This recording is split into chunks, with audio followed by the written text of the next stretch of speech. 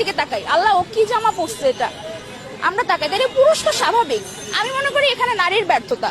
নারী যদি শালীন হয়, পুরুষরা ধর্ষণ করবে। হ্যাঁ, হুজুরের মেয়েরা কি রেপ হয় না? অবশ্যই হয়। এখন একজন কুকুরের সাথে তো একটা মানুষের তুলনা করলে চলবে না। একজন মানুষ অন্যরকম হবেই। একটা মানুষ খারাপ তাই বলে আমাদের সকল পুরুষ খারাপ এটা ভাবলে তো চলবে না। এখন হচ্ছে যে পৃথিবীর 18 কোটি মানুষের মধ্যে যে সব পুরুষই খারাপ এরকমটা না। আমরা হচ্ছে যারা খারাপ কাজ করে তাদের শাস্তির বিধান দিতে হবে, শাস্তিতে আনতে হবে।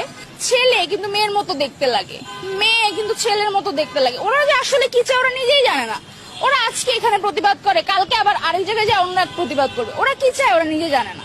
ওরা আসলে সমান অধিকার করতে করতে ওরা যে আসলে কিসের সমান অধিকার চায় ওরা নিজেরাই সেটা বুঝতে পারে না। ওদের একমত, তারপর আবার আরেক মত, তারপর আবার আরেক মত। এভাবে তো সরকার কখনো চলবে না। সরকার সরকারের কথা অনুযায়ী চলবে। যে মেয়েটা শালীনভাবে চলে সেও চিন্তা করবে আসলেই তো আমি কেন এভাবে চলবো, আমি কেন মডার্ন মেয়েদের মতো চলবো না। আধুনিকতা, নারীর পোশাক, মিষ্টি জিনিস খোলা রাখি, সেখানে তো মাছি বসবে, এটা মাছির দোষ না।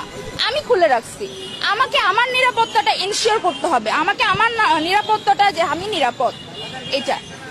এখন যদি আমি একটা ছোট জামা কাপড় পরে এখান দিয়ে ঘুরে বেড়াই, সবে একটা পাগলও তাকাবে। এটা পুরুষের মধ্যে আল্লাহ তাআলা দিয়ে দিচ্ছেন, এরা তারা পারবে না, এটা তারা চোখ নিচে নামায় রাখতে পারবে না, এটা তারা তাকাবে। আমরাও তাকাই, আমরা মেয়ে হয়ে